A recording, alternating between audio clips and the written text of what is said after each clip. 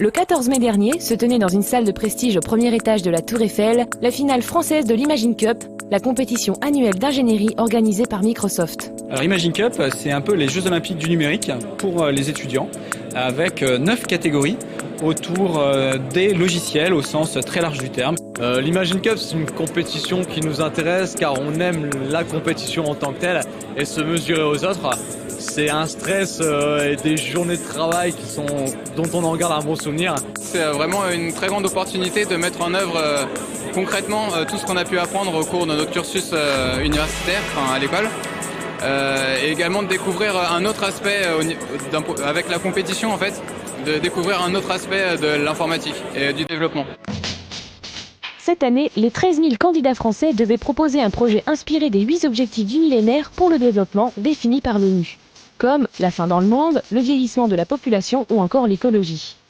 Autant dire que le champ des possibilités était très vaste et que des tas de projets très différents ont été proposés. Alors l'Imagine Cup, c'est une compétition annuelle qui démarre en début d'année scolaire pour les étudiants autour de septembre. Ils peuvent commencer à s'inscrire.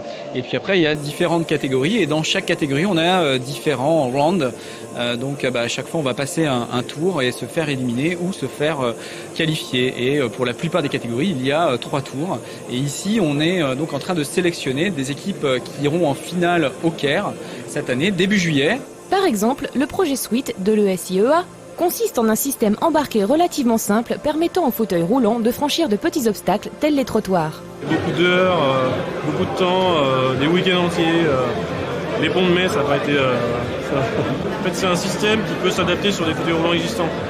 Donc le but, c'est que certains constructeurs de fabriques de fauteuils roulants s'intéressent à ce projet et veuillent l'intégrer à leur produit, parce que c'est vraiment un produit qui ne coûte pas très cher à intégrer.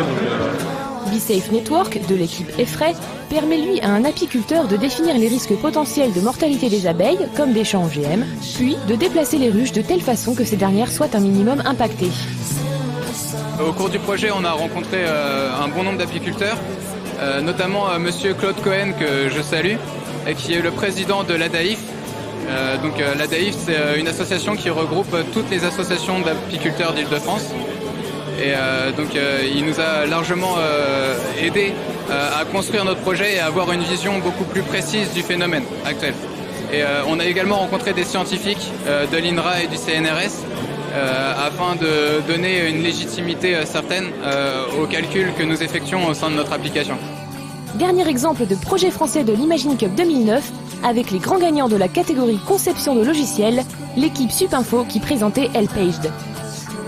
Ce système entièrement dédié aux personnes âgées, notamment en institution, leur offre tout un tas de services adaptés ainsi que des suivis médicaux intégrés. Pas la première fois, c'est la deuxième fois pour l'équipe. L'année dernière, on était là avec le projet Smart Cooking, qui était une cuisine intelligente basée sur la technologie RFID. Et aujourd'hui, on est là avec Helpaged. On s'est rendu compte que les personnes âgées n'avaient très peu d'accès à Internet et ils étaient souvent isolés. Nous, ce qu'on a voulu faire, c'est justement les connecter avec leurs médecins, les connecter avec leur famille et avec leurs proches. Toutes les finales locales dans chaque pays n'ont pas encore eu lieu.